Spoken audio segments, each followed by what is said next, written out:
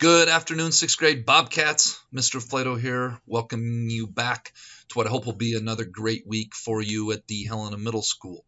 On today's Bob lesson, going to try to tie some career stuff with the academic piece of school and maybe help bridge that gap a little bit. As a school counselor, one part of myself or Miss Gluckert's job is to do career education with all of you. And we typically team up, sixth graders, we team up with Miss Erickson, and we usually do that towards the end of the semesters in computer classes. And we have a kind of a structure that we use. In sixth grade, we mostly just talk about everything career related. Seventh grade, we move into interests. Eighth grade, we move into values. So many times when we end up talking with students about careers and what kind of career exploration, what kind of career would you like to get into, how do we find the right career that's going to fit us, how do we start preparing, how do we get that going.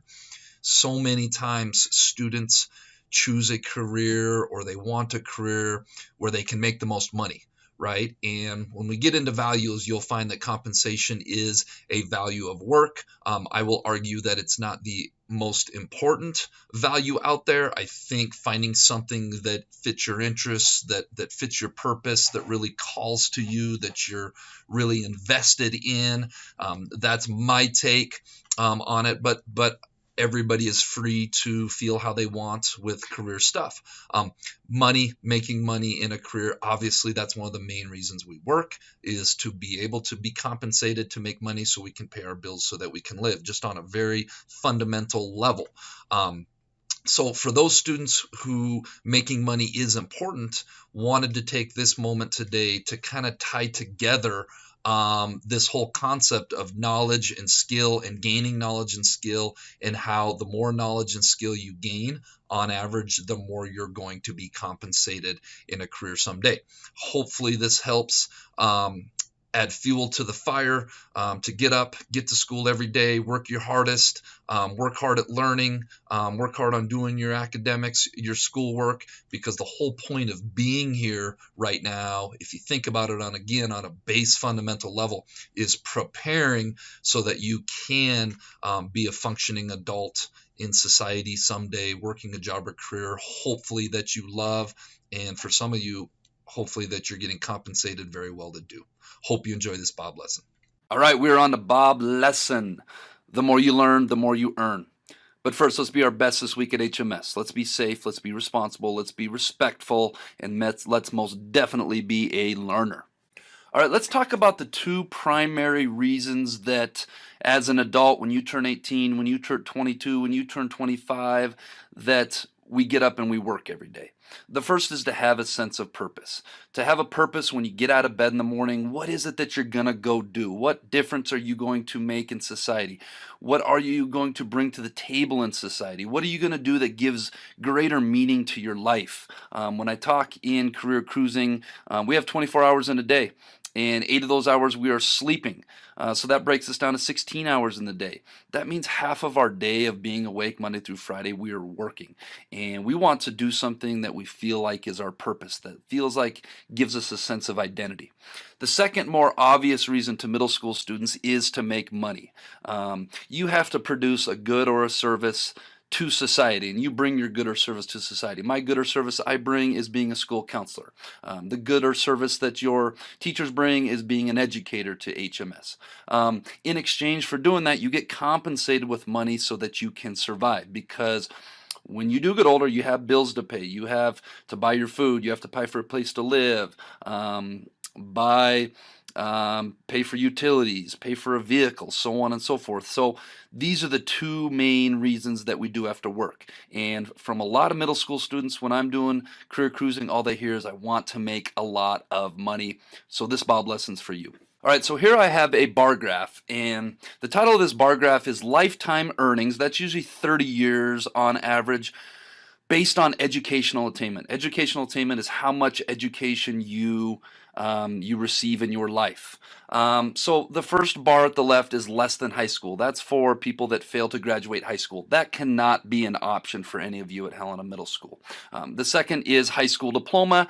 You earn your high school diploma from Helena High School or whatever high school, and then you go right into the workforce. The next is some college. You graduate high school, you do some college, but you don't graduate with a degree or a certificate. The next is an associate's degree. That's maybe at a 2-year college like Helena College, or maybe a 2-year associate's program at a major university. The next bachelor's degree right there in the middle, that's most commonly when people talk about did you earn a college degree, that is what they're talking about. That on average is like 120, 130 credits, and it takes most people on average 4 years to earn. The next is a master's degree.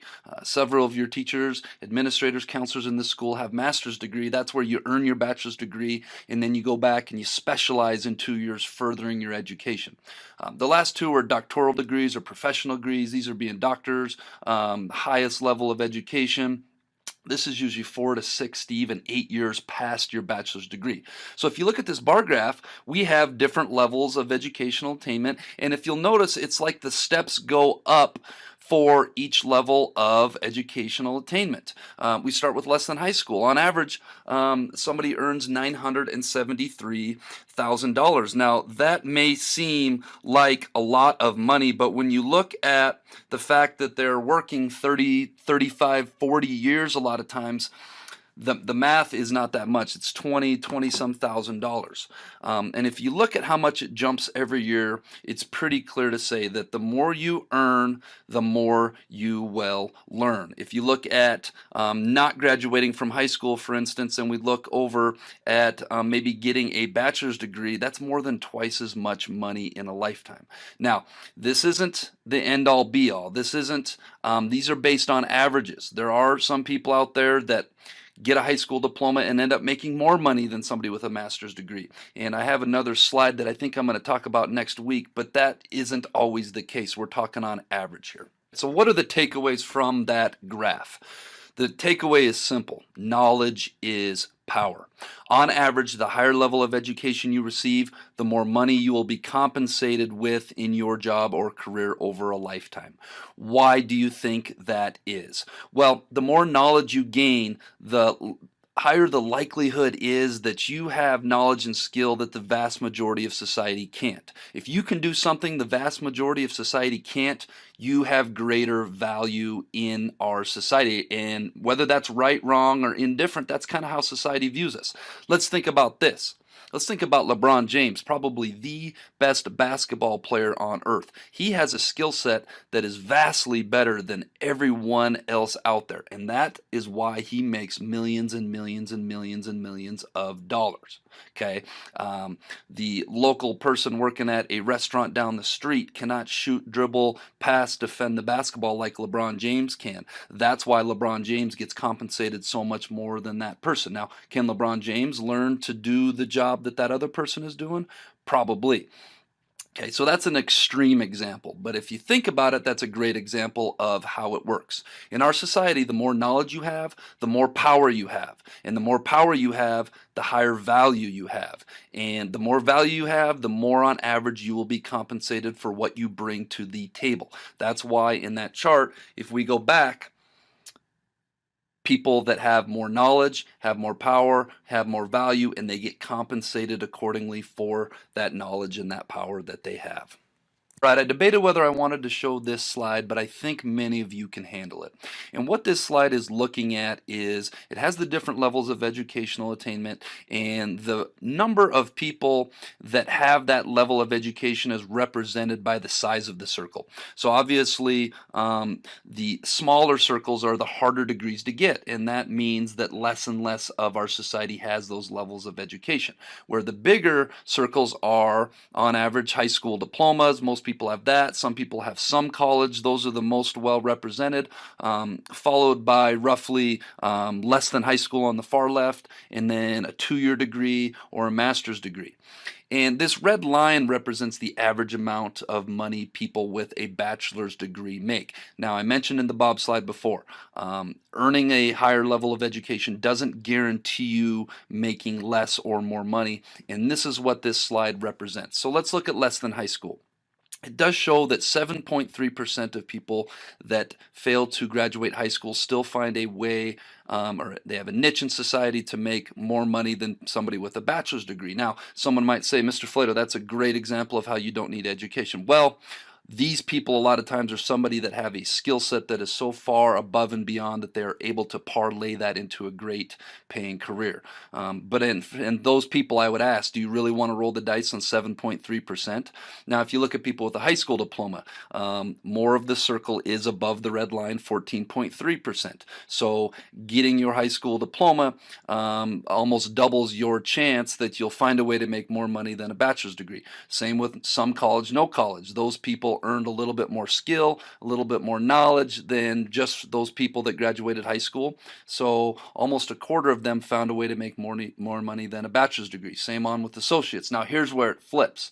You'll notice that once you get over that hump of a bachelor's degree, 61% of those people with an additional 2 years of education with a master's degree find a way to make more money. And if you look at doctoral and profession, that trend continues. So what I want to show here is education isn't the end all be all. It's a huge part of it. It doesn't guarantee that you're going to make a lot more money, but on average, it does. That brings us to the quote of the week, which is pretty easy, which is where I got the title from, and that is, the more you learn, the more you earn.